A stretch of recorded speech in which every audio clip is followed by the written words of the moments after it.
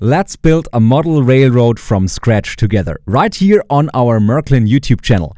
We have already unpacked the Märklin ICE 2 starter set in the first 2 episodes. It includes 2 turnouts and an ICE train. We have already digitalized both turnouts in the last episode by adding an electric turnout mechanism, so that we can work the turnouts digitally with our control unit called a mobile station. In this episode, we want to set up the signals. In this episode, I'm alone. Mr. Dejan Kristic usually assists me. I've prepared some signals right here.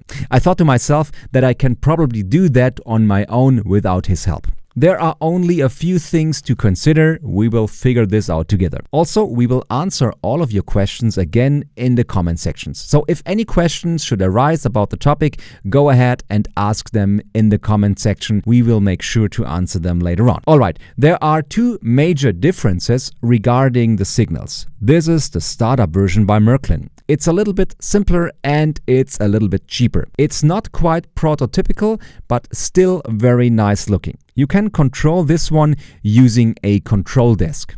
The very basic starter set, like this one, the class locomotive, contain an infrared remote control. I'll show it to you. Here it is. That's the way it looks like. You can combine these with the startup signals that you can control with a control desk. It is very similar to the old times when everything used to be analog. So here you can control your railroad in an analog fashion as well. If you selected a larger starter set, like this one and containing the ICE 2 train, instead of a small one, you already have a different control unit, the so-called mobile station. The mobile station is used to control digital signals with installed digital decoders, so-called MFX decoders. These are these signals here, called Color Light Home Signal by Märklin. You can see the MFX symbol right here. These signals can be directly controlled through the mobile station. You can switch between red and green. We will take a look at this together in just a second. We will add this signal to our railroad system, which is in front of me. Let's make some room so you can have a clear view. Everything you need for this is described in the description text below this video. At first, let's make some room and take the trains off the track, since we have to reposition the tracks now in order to get a hold of the important spots. The ICE will stay over there. So what's important about the signal? Where do they go? How do I connect them? I've drawn this in here. This is the instruction manual from the starter set. That would be the 2 ideal positions for a signal. 2 exit signals, meaning one train on track 1 must stop, one train on track 2 can go. Another good spot would be here, right in front of the turnout, an entry signal. So if both tracks are occupied, you could use that one. If you want a lifelike setup, you want a signal to be seen by the train conductor. That would imply the use of a distance signal. We would place a distance signal in front of the curve, since he has a restricted view there. These can also be bought from Märklin. They look like this then. A distance signal for your model railroad system. So depending on how realistic you want your system to be, you can install either many or few signals. You also have track block signals, light signals, old-fashioned wing-based signals, always depending on your time setting. If you use steam locomotives, old-fashioned signals are the proper choice. On the other hand, modern light signals are more appropriate for this ICE 2 train. We will use this modern signal now. I will install this light signal called a main light signal. You can find these as exit signals and entry signals. I'm using an exit signal now, since it's the best in this situation. This way it will be very realistic. So what's in it when you unpack it? Of course, there is the signal. Be carefully when unpacking. This is not a very good toy for children. This is best done by an adult. We will place the signal over there. You can simply click it on the track. I'll demonstrate it on a single track. There's one right here. You can click the signal on the track. No need for glue or screws. The wires can be hidden neatly under the track later on. If you are a model railroader, more playing on the carpet, so the kind of person who regularly has to take the model railroad up and down again, those signals are easy to use since the wires are hidden. We will try that later. Alright, there is more inside the box. The MFX decoder is down here. We need the decoder in order to control the signal digitally later on. It's right in here, one moment. So this little box contains the digital decoder. There it is. That's what the decoder looks like. We will take off the plastic sheeting. Now we can hide this decoder directly under the track. You can click the decoder under the tracks as well. Right here, just a second, the other way around. Now it's firmly attached and the track and especially the signal is connected properly. If you want low visibility, this decoder is what you need. If you're planning to install all of your environment firmly beneath the railroad system, you can always take off the decoder and place it under the table. That way, it disappears completely. Okay, the rest of this procedure is similar to our last episode, when we had installed and digitalized a turnout.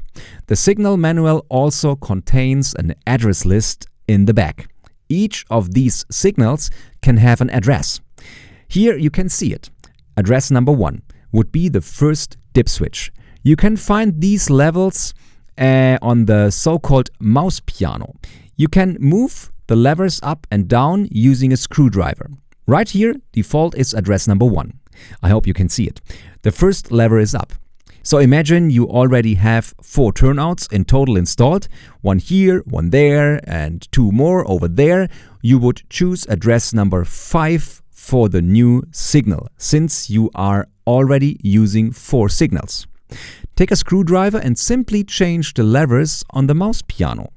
Accordingly to the information in the instruction manual for address number 5, let's see where it is, number 5. To set it to address number 5, lever 1 and 3 must be up. First one is already up, so let's do the same for the third one. 1, 2, 3, switch it up. Now this signal is programmed to address number 5. Next step is connecting it. So you see, it's quite easy. Next thing is electricity. Let's unpack the wires. There are a lot of them. Let's see. This wire here is required to connect the signal to the track current. There are even more wires here for more professional purposes. For example, that the train is stopped automatically at the signal instead of being stopped by hand through the mobile station. But let's start really easy. I unroll the wire. You may as well do handicrafts live if you want to and if you have all the materials. We want to have our signals right here. That's where the train exits into the curve. So let's disconnect one of these tracks. Now you can connect the signal straight to the track current. As mentioned in the last episodes, we have the color brown for the grounding, which is connected to 0, and the red wire, our track current, must be connected to the letter B. So red wire to B and then the brown wire to 0. Now we can put the track back onto the railroad system. Okay, just perfect. Now we can connect the decoder to the wire. Where does it go? Many different ports. 1, 2, 3, 4, 5, 6. Let's check the instruction to hook it up properly. You can always download these instructions in case you lose it. You can find them on the Märklin website as a PDF file. Where's our information? Here it is. That shows us how to hook it properly. Hold the decoder this way round. At the side of the decoder, upper left corner, there's where the track current goes. Upper right corner, that's where we hook up the violet wire from our signal later on. So let's do this right now. The first wire goes here on the side. Just click it in. Now it's right in there. And on the other side, we can plug in our signal. Let's check if that's correct. That's the right way. Now it's finished. Now I'll show you one more time. This wire harness here going to the track is plugged in at the top left, and the signal is plugged in at the right top. We could click it under the track now, but that's not the track we need. I want the signal to go over here, so that's where we will install it now.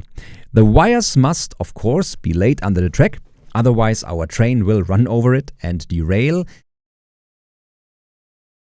My train should stop here. I don't think you can already see the signal since the system is still on stop. Let's briefly dismantle it so you get a chance to see the illumination. We did not connect much so far, only the track current. So I want to show you, demonstration effect. I pulled the wire, let's put it back together, reconnect the wire.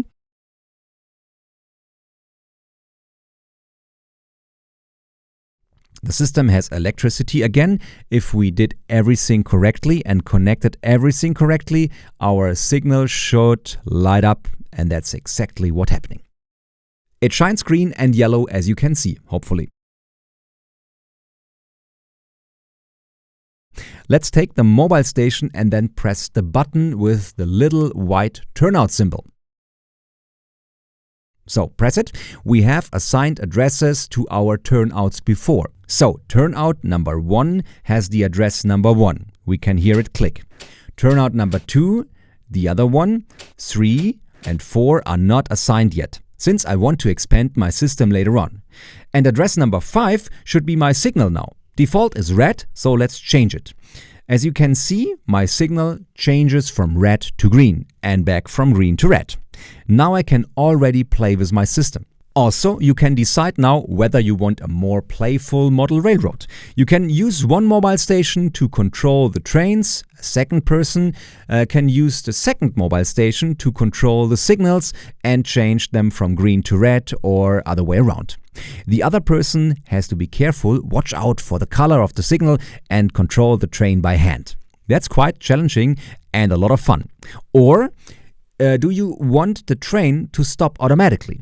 The easiest way to stop the train is to turn off the power. If no electricity flows through the tracks, the train will simply stop. That's very easy to imagine. Under the train is the grinder, and here's the 3-rail system. The 2 rail tracks left and right, and in the middle the point contact, the so-called Pukos in Germany. So if the grinder touches a track without electricity, the locomotive will not be powered and stops. The faster the locomotive goes when it's braked, the longer the isolated track must be in order to stop the train. If the train reaches a powered track again, it will accelerate again. So the question is, how do I de-energize an area?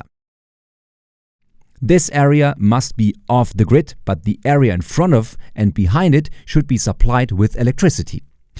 The necessary equipment to build that is already in that little signal box. Let's put the signal aside. For now, it doesn't matter where it stands. Let's make some room right here. We have to do some work on the tracks. We have to manipulate them. Next item we use are these little things from the back right here. They are called center conductor insulation. That's what they look like. One is missing. Where it is? These little red spikes, that's what they look like. We add these spikes to the tracks, always coupled, so 2 for each side. And that insulates the track. I will demonstrate that for you. We will use this track right here. That's where I want my locomotive to stop. First, stop the system by pressing the stop button. Now let's insulate that track. We have to insulate the track before and after. That's a very easy task. I'll show it to you. Here you can see 2 spikes. One is the positive pole, the other one is the minus pole.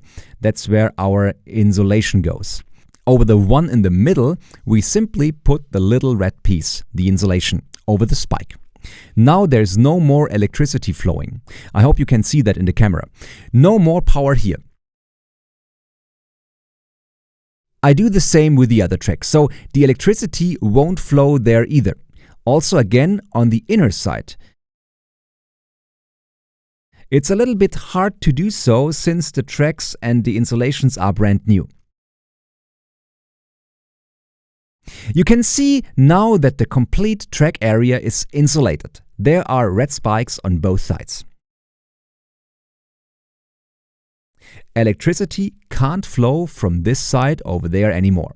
If the same is done on the other side, the complete track will be off the grid. So the locomotive will stop here. We will try that right now. We will take the other track, the curved one. Now we repeat the whole procedure. Put the little red insulation pieces over the spikes on the track. I have to turn the track and insulate the right side. Doesn't work, of course, demonstration effect. If you are having a hard time putting the insulation over the spike, use a screwdriver to bend them into shape a little bit. They are brand new and also they are supposed to fit tight. That ensures good conductivity on our Märklin railroad system to make sure the locomotive does not stop unintentionally. Only in this special case we want the train to stop. So we need the insulation. One side and of course on the other side as well. Alright, I hope you can see everything. Now the track is completely insulated. Right here there is no current. Here I have a bridge and here as well. No, wait. Here's electricity. And on this side is electricity as well. Let's put the parts back together. If we did a good job, our locomotive should stop right here. There's only one way to find it out. Let's try. We put the locomotive on the track. We use the track assistance. There it is.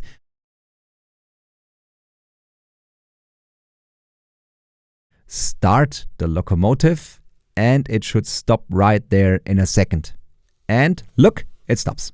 If you move it up by hand a little, carefully, you are not supposed to do that by hand, it will eventually start running again, since it has power again. Now the next big task. We have to use the mobile station to decide whether electricity flows or not. That's what we have to use this wire here for. This little red wire here, we have to connect it to the decoder. We can tell the decoder, let electricity flow through the track or do not let electricity flow. That's the important thing. We have two wires here. Let's check the instructions to find out which goes where. Because I don't know either. I don't know it by heart. Let's have a look at the manual. It will tell us what to do. Here it shows the wire is hooked up at the bottom of the decoder. If you will hold the decoder in front of the description, we can see that the wire is hooked up down here at this part. That's connected to the insulated track area. The one that's connected in the upper corner is connected to the track area behind the signal, behind the insulated area. Let's hook it up. I have all the wires right here. This wire goes here. Be carefully.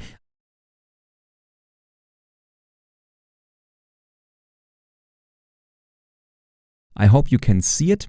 Perfect. This lower one has to be connected to the insulated area. Let's take this part out again. Also take the train off the tracks. This track in my hand will be insulated later on. The lower wire will be connected to the port with the track current or letter B. That's necessary for the decoder to control the track current later on in order to let electricity flow or not. The second wire will be hooked to an area beyond the track. Let's take out the track again. Where is the second wire? It is the one connected to the upper port. We connect it to B, either up here or down there. That doesn't really matter. I have it down here. Just a second. Now we need electricity for the signal. We already connected it to the track just a few minutes ago, but that was wrong because there is no electricity anymore. If we reconnect the signal, nothing would happen, since the signal has no current at all. So we choose a track after the insulation. This one, for example. The brown wire goes to 0 and the red wire goes to B. If the wires are a bit loose, you can do the following. You take a small pair of pliers like this one here. It's annoying when that always goes off. Easy as that. And now we connect it here. Looks like finished so far. Here are the two wires. This one delivers the current for the signal in order to let it light up. There are red and brown. The wire down here is connected with the decoder. Through it we can control whether electricity will flow or not in this area. called braking section. Let's put it back there and then pray that there will be no demonstration effect anymore. We built that live on the show. I hope everything is working now. First, check. Signal is lighting up. We did that right. That's good. It's red now. Shines green, shines red, shines green. We'll keep it green for now. If we did everything right, the train should be able to pass by. Also, we installed the insulation. The train should be able to drive through the station. Let's try.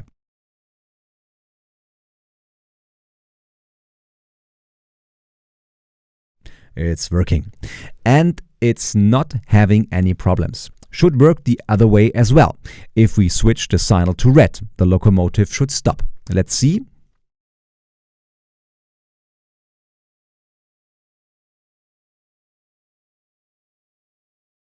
And it stops. That's the thing. We switch the signal back to green and the little train should start again.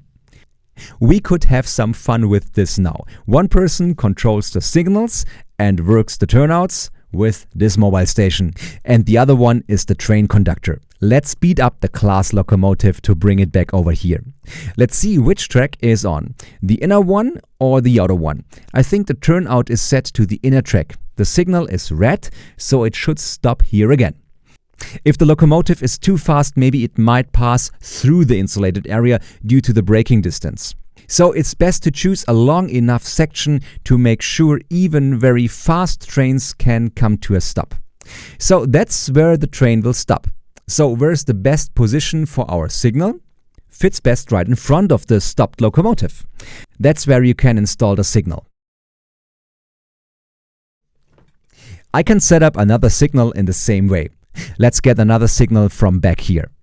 We can set it up parallel to our first one. So one to the left, one to the right. I can also get a third signal which is placed way over here in front of the turnout. Then an arriving third train will stop in case both tracks here are still occupied. It will not start until one of the trains here make room for it. We can place a distance signal there. The train conductor waiting here cannot see the red signal over there. A distance signal here will indicate to be careful. There's a red signal coming up. This setup on the model railroad would be very realistic. Now comes the famous question. We let the class go on one more time. Now we turn on the lights and the sound effects on the train, which some of them do have, like the flashlight on this one. I just turned it on. Now the train reaches the red signal and of course there's no current, and so the flashlight on the train goes off. If you want to change that, you can build the whole thing in a fashion that would allow the lights and the sound effects to still work. That's what these signal modules are for. It's more for the professionals. You will need much more cables to get this work. We do have a tutorial for this on our Märklin YouTube channel. If you want to professionalize your model railroad with braking modules, for example, the locomotive will slow down a little bit and then lights and sound effects will continue, there's a tutorial. For the simple structure, which looks very nice as well, this is the way to go. It is very easy to connect. It took just about 20 minutes to do so. Everything you need is written down in our description text underneath this video. Which signals to get, which equipment and tools are required. It is not much that you need. You can decide if you want two people to play with the model railroad, having one controlling the signals, changing from red to green, while the other one rides the train, accelerating and braking the locomotive. Or you decide to switch off the power to stop the train when the signal is red. That's convenient if you are playing alone with your model railroad, because then you have to press fewer buttons. We are slowly approaching the landscape part. In the next episode, we will build a model railroad line, create a bit of a slope. This part will be lifted a bit. Over there I want to create a mountain. That's where the train station will go. Over there I would like to have some houses and some trees. We can use the mobile station to control the illumination or even moving figures. I want to show that in one of our next episodes. Stay tuned. If you have any question, post them in the comments. Until then, goodbye.